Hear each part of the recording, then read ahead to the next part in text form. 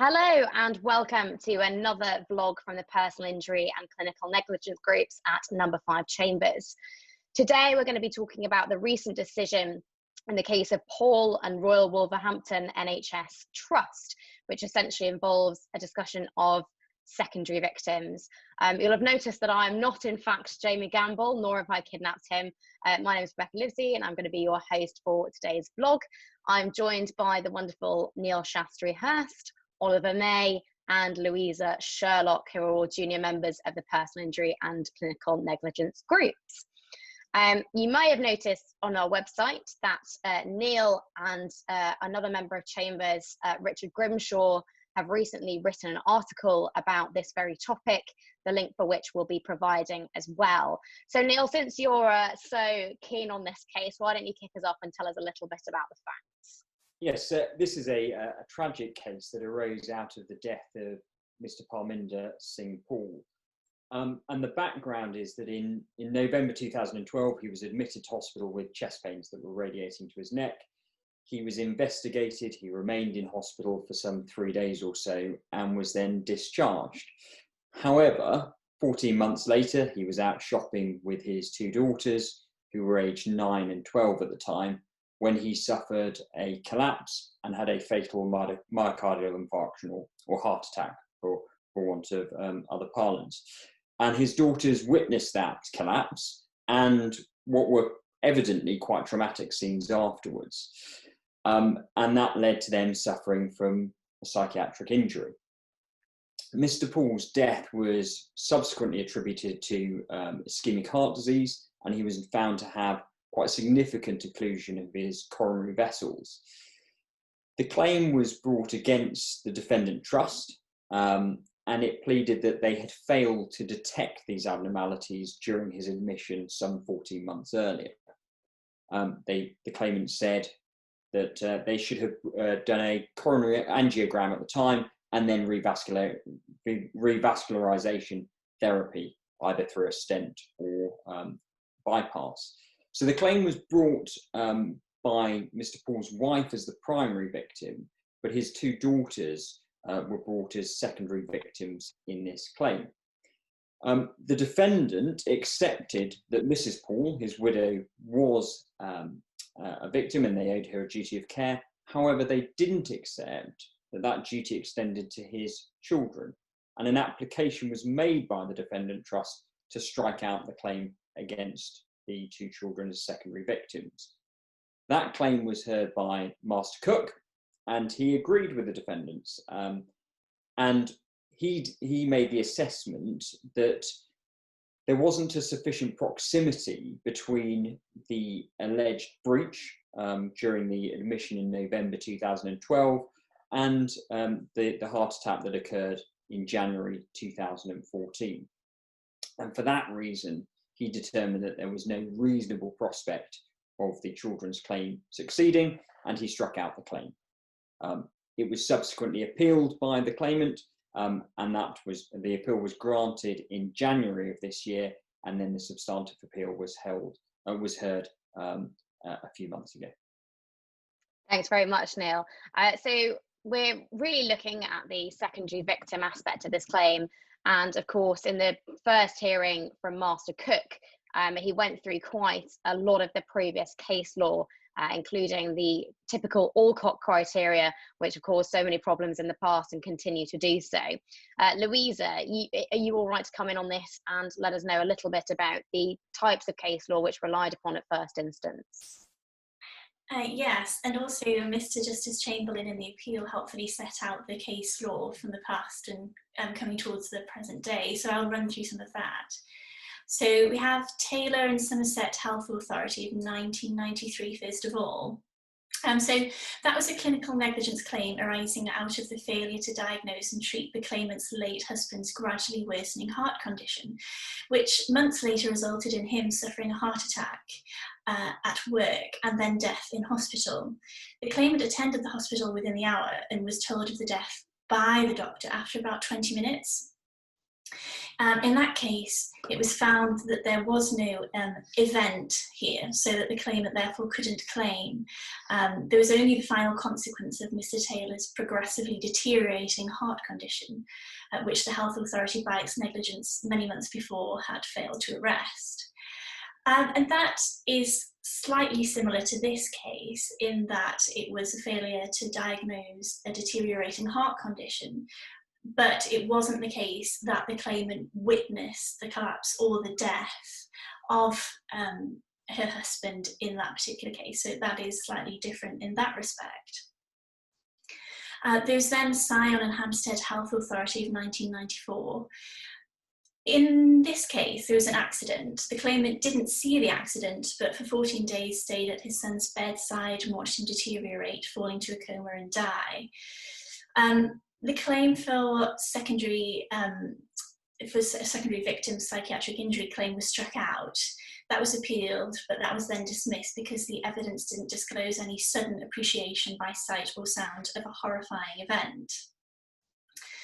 Then we have North Glamorgan NHS Trust and Walters, 2002.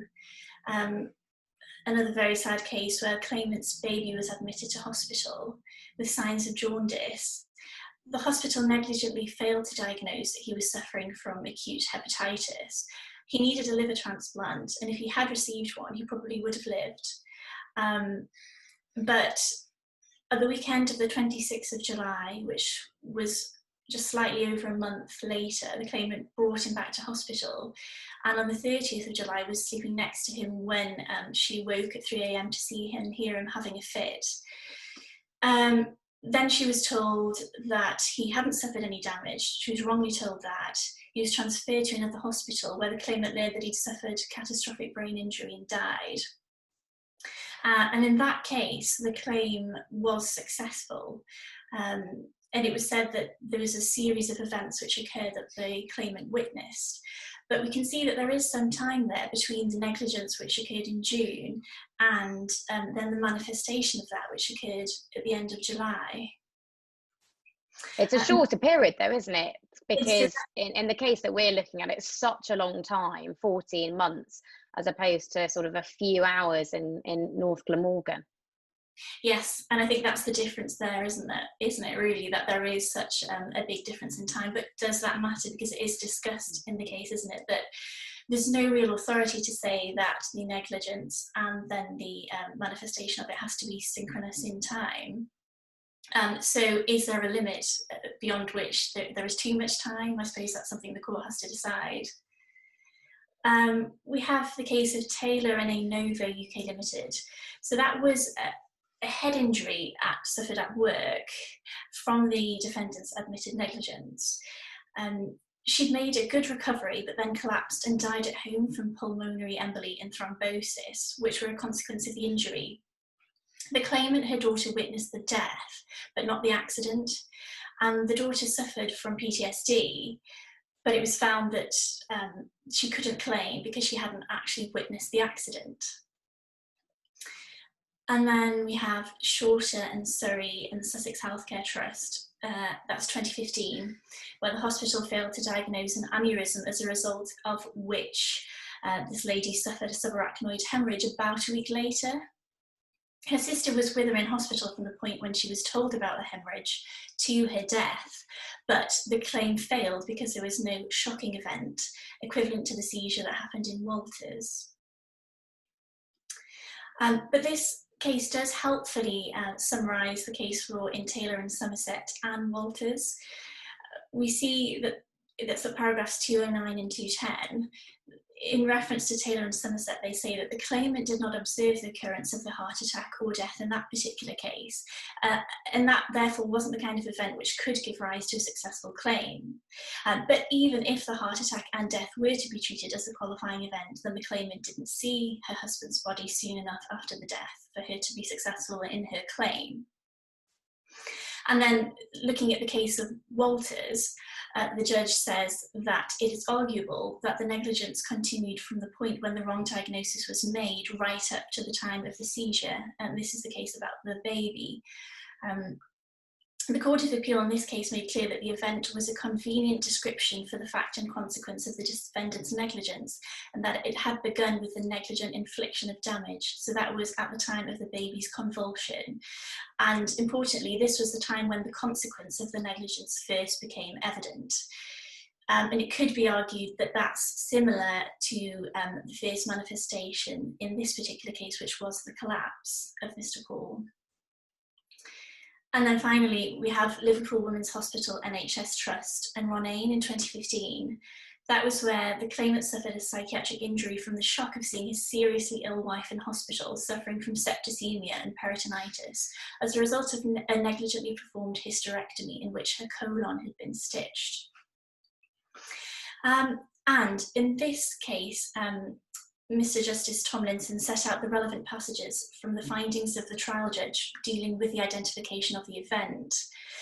Applying Walters, the trial judge held that this was not the negligent stitch, but the injury flowing from it, as and when it became actionable harm.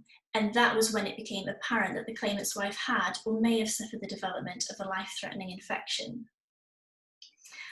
So that's the basic summary of the case law up to 2015 and leading up to this case. That's fantastic. Thank you so much for that, Louisa.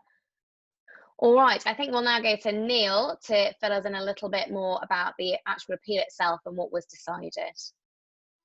Okay, so as he commenced his judgment, Mr. Justice Chamberlain gave a critique of the law of secondary victims that Louisa's eloquently set out a moment ago. And he talked about there being a patchwork quilt of distinctions which are difficult to justify. And to date, he noted there was a lack of coherency in the laws governing claims of this nature. And that inevitably there was a choice of going one way or t'other. Either that you allow secondary victim claims generally, or you disallow them. The mechanisms of that there were control mechanisms which were set out in the case of Alcock and Chief Constable of South Yorkshire Police. And I think Ollie is going to touch on that a little bit later on. It's a lengthy judgment, but in summary, the key question was whether Mr. Paul's collapse in January 2014 was capable of establishing a relevant event. And in his judgment, Mr. Justice Chamberlain set out that there were three potential reasons why this may not constitute such a relevant event. Two of which were not put forward by the defendant. They were namely that the event has to be synchronous or approximately synchronous in time, but the case law does not support that. The second one was that the liability depends on a negligent act opposed to an omission. And again, Mr. Justice Chamberlain gave that fairly short shrift and said, well, it makes no logical sense that a negligent act can arise to this, but not an omission. But the third strand, which is the line that the defendants did take, was that the claimants were absent from the scene of the tort. And as I say, this is the approach that the defendant or the respondent in this appeal took. And whilst in accident cases, so often we see in PI cases, the accident itself and the damage will be synchronous in time. Of course, that's not necessarily the same when it comes to clinical negligence cases, because there is inevitably a delay of time and space between when that act occurs and when the damage arises. And of course, because this was a strikeout application, the judge had to take the claimant's case at its highest. And it was his opinion, and in his judgment, he found that the index tort was completed at the point of collapse. This was the first event of this nature, and it was at that point that the tort had been complete. And it was on that basis that he allowed the appeal to proceed. Yeah, interesting. I suppose it's a little bit of a difference shown there between personal injury and clinical negligence cases. I think one of the other things that was touched on in the judgment is what the event was, whether it was the claimant's collapse or whether it was the actionable damage before then. I think that's something that's discussed in Taylor and Enovo that Louisa's already described to us. Louisa, could you tell us a little bit more about what was meant by the event in this case? Yes, it does appear to be the claimant's case that the event was the collapse, whereas the defendant's argument was that the event was the negligence. So I suppose that's what the court really has to decide. What is the event in this case? What is the event in a clinical negligence claim?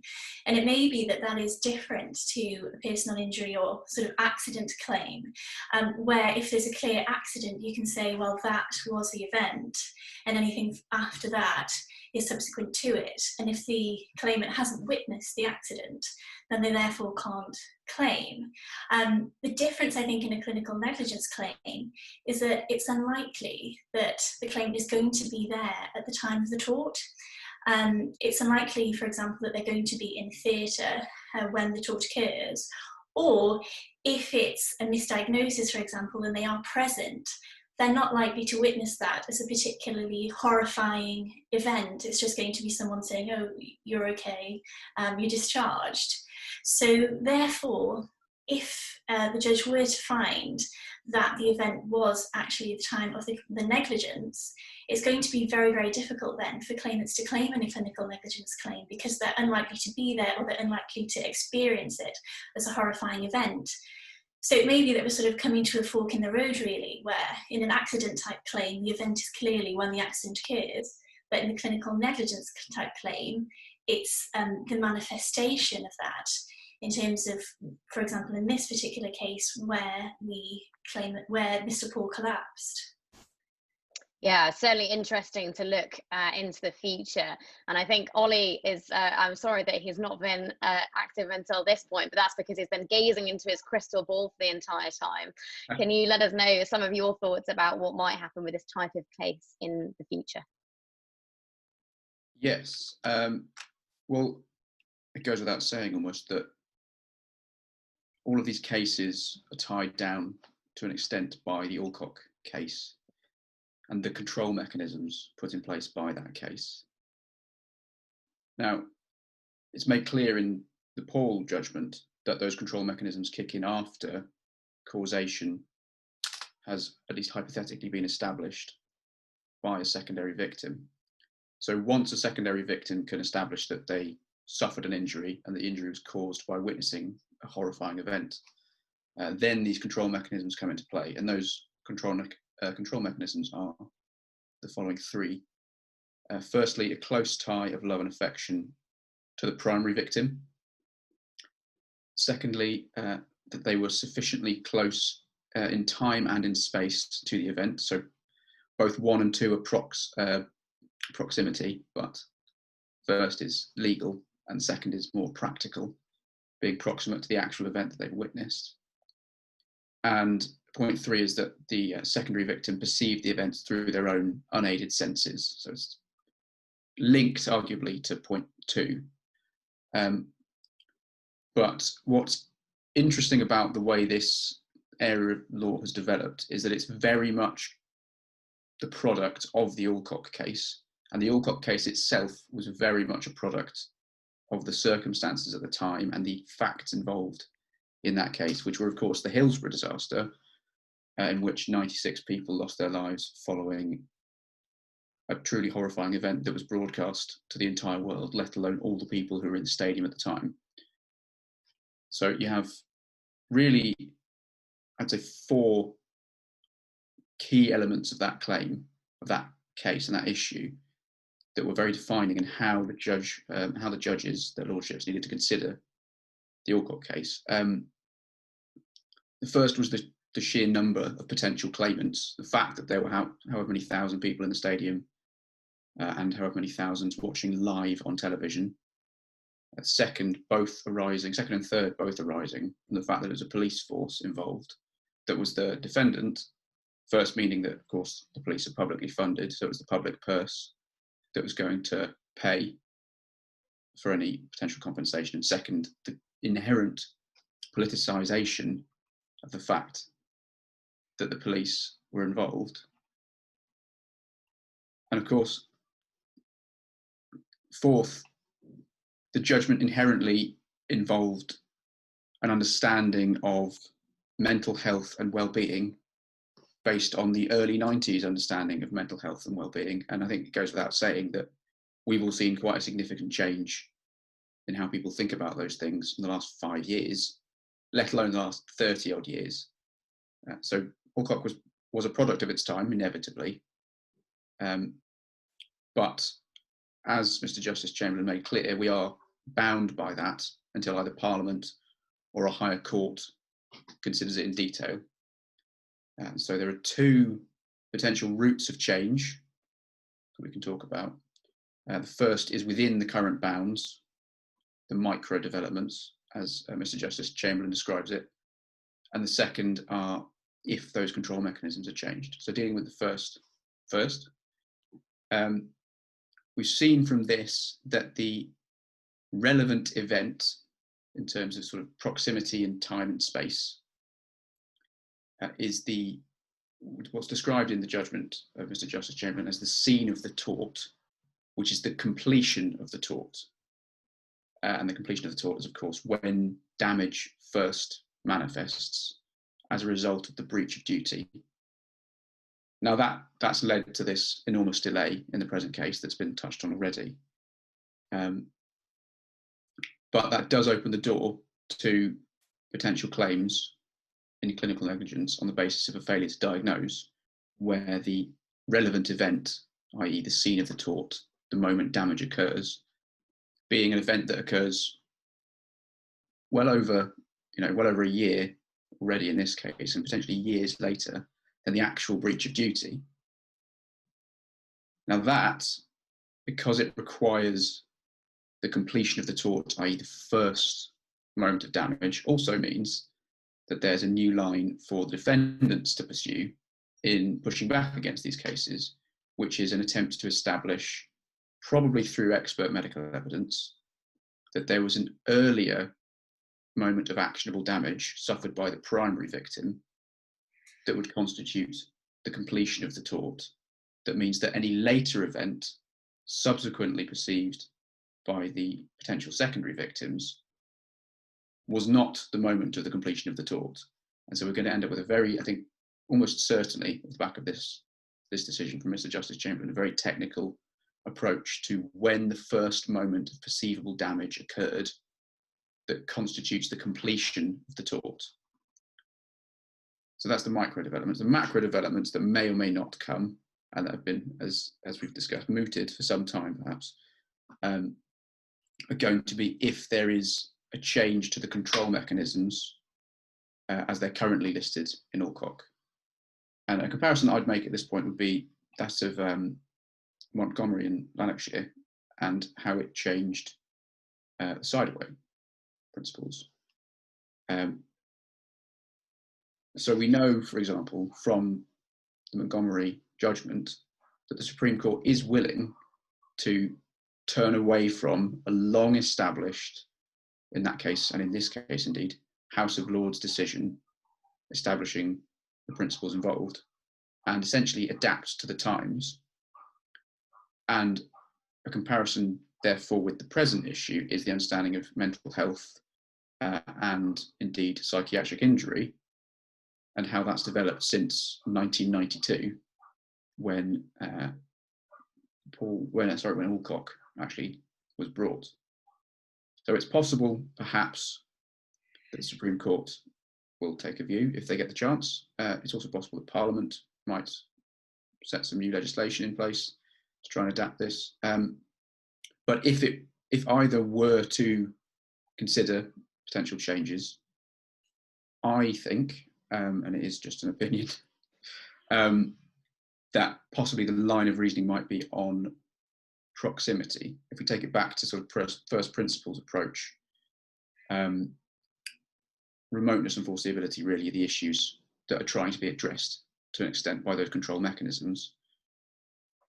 And it's very easy to consider or to come up with scenarios, indeed real world scenarios, where those control mechanisms would prevent the bringing of a claim that would almost certainly be justified in succeeding. The example I think of is the MP Tobias Ellwood's involvement after the recent terrorist attack, where he was directly on the scene, passionately and doing his utmost best to try and save the life of someone that he'd never met before. He fails at the first hurdle in terms of the control mechanisms, no close tie of love and affection to the person involved, but undeniably proximate to what was going on, and arguably undeniably proximate to the person involved at that moment, even though he may not have known their name. But under the current control mechanisms in Alcock, a claim like that, or indeed brought by Mr. Ellwood, would fail to the point where it probably wouldn't be brought at all, in fact. So there's certainly scope for at least an argument for why we might want to move away from those controls, because we can appreciate, certainly now with a modern understanding of mental health and of psychiatric injury, that people can suffer pretty horrible psychiatric injuries that really affect them very badly by witnessing things happen, awful things happen to people they've never met before. So those are the two potential developments, and on the micro and the macro scale, I think may come in the near future. Thank you very much for conjecturing for us, Ollie. It only remains for me to say thank you everyone very much for joining us for this vlog, and I hope to see you all in the next one. Goodbye from all of us for now.